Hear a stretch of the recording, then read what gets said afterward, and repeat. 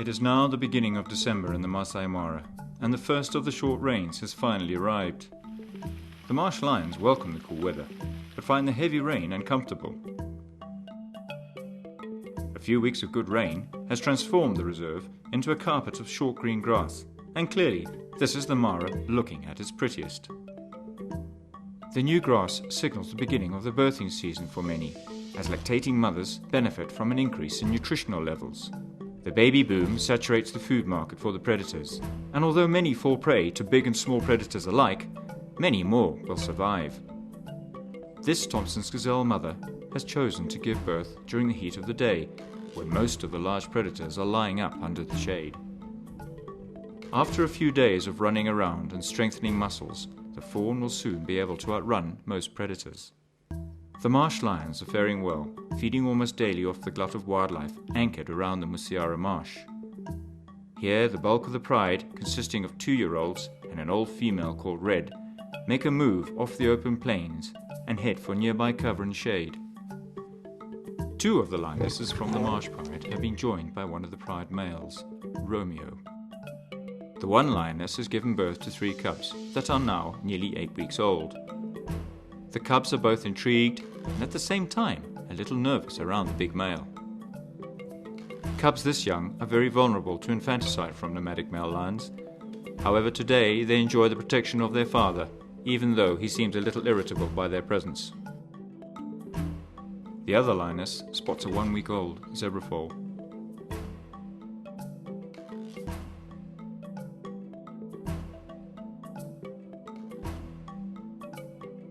The mother approaches cautiously, but is warned away from the kill. A meal this size is on a first-come, first-served basis, and is not to be shared. The cubs are curious about the kill, and this might be one of the first few carcasses that they have ever seen. Cubs this age are still at risk of getting seriously bitten or crushed by over-boisterous sub-adult lions, and may be the reason why these females are reluctant at this stage to join up with the main pride and its cohort of 2-year-olds. They soon learn the hard way, like all little children who don't listen. Romeo watches with interest and decides to move closer to the females. A hungry male lion could easily use his superior strength and very easily hijack a kill from a single lioness. Maybe Romeo has fed during the night and seems content to rest nearby. Again, the cubs take risks and suffer the consequences. The mother inches her way in subtly, using her wisdom and experience, but still will not risk confrontation and possible injury with the other female. The second male lion, called Claude, having seen all the activity on the plains, approaches. He is battle-weary and injured. Romeo is quick to show his dominance and blocks Claude from getting near the females. Romeo is quick to take advantage of any situation.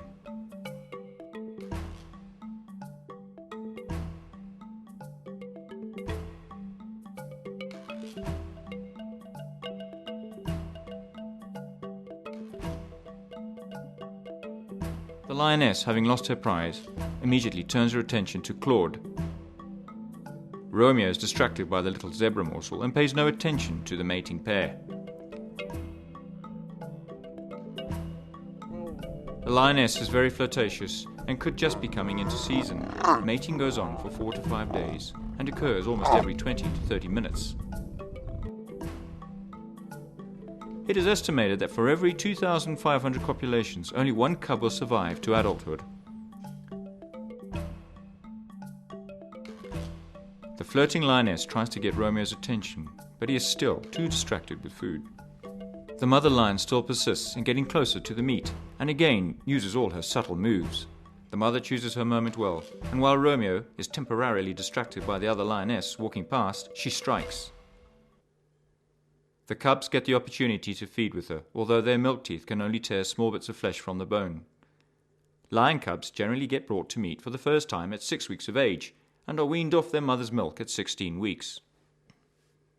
The 3 cheetah brothers, popularly known as Honey's Boys, are expanding their territory and have been seen by Governor's guides almost 30 kilometers to the southeast of Governor's camp.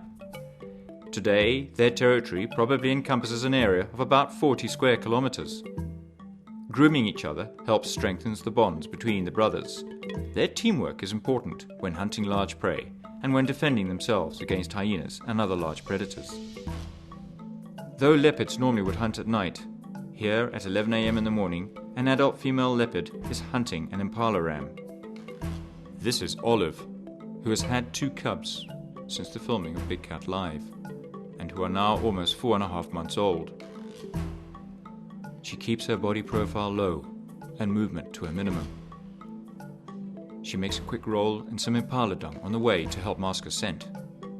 Small trees and bushes provide her with the necessary shadows she needs for camouflage. The impala ram stands alert and senses danger but cannot see it. As he looks away, she advances.